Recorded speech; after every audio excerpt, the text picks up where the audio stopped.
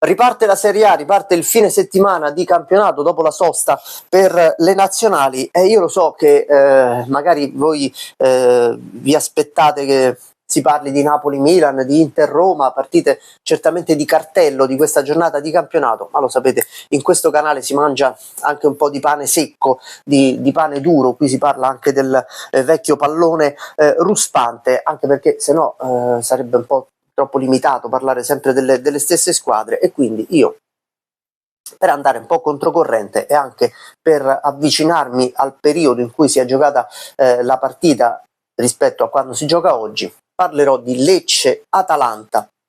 Un Lecce-Atalanta un po' malinconico, un Lecce-Atalanta in tono un po' dimesso, perché parliamo della stagione 97-98, del 29 marzo del 98, 27esima giornata di campionato, due squadre in difficoltà, due squadre in lotta per evitare la Serie B, due squadre che alla fine dell'anno, vi do questo spoiler per chi non lo dovesse sapere, finiranno entrambe in Serie B. È una partita condizionata anche dai primi caldi, tra l'altro poi in Salento magari il caldo di fine marzo può essere quello che al nord c'è a metà maggio, finisce 1-1, tutti e due i gol nel primo tempo, al 22esimo il vantaggio dell'Atalanta con Marcos Gro, che era un centrocampista di fascia adattabile anche a trequartista, che mi piaceva moltissimo, e al 40esimo il pareggio del Lecce con Maurizio Rossi, ex ala del Vicenza, che in quel periodo era famoso più che per le sue prodezze in campo, peraltro in maniera secondo me anche errata, perché era un ottimo giocatore, segnava anche diversi gol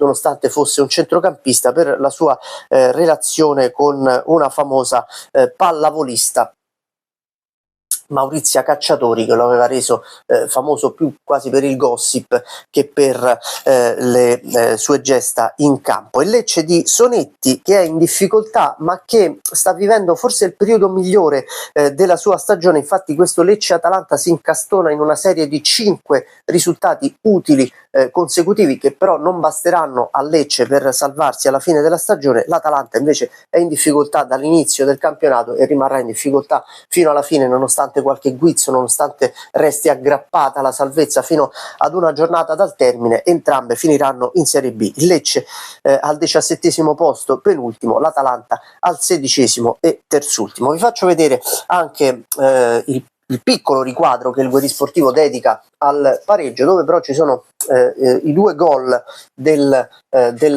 partita. C'è anche un Brescia-Bari sotto che potete gustarvi, tanto nessuno ci vieta di guardarci anche le immagini, le foto di Brescia-Bari. Noi ci concentriamo anche su Lecce-Atalanta, su i due gol. Vi faccio vedere, già che ci siamo, anche la classifica di quella giornata di Serie A. Qui c'è pure il tabellino messo in verticale, un po' fosse l'unica volta che il Guetti Sportivo mettesse in verticale i risultati. Questa è la classifica alla 27esima giornata. Vedete che Lecce ed Atalanta stanno facendo meglio solo del povero Napoli, che chiuderà all'ultimo posto della classifica, quel drammatico campionato che sarà poi molto deludente anche proprio per le già citate Lecce ed Atalanta. E per chiudere vi faccio vedere anche l'album delle figurine. Questo è il Lecce 97-98, che finirà in Serie B da neopromosso. Lecce che aveva cominciato con Prandelli, poi per un breve periodo ci sarà Perani e poi appunto Sonetti fino alla fine della stagione. E questa è l'Atalanta di Mondonico, che non riuscirà a salvarsi nonostante un organico discreto.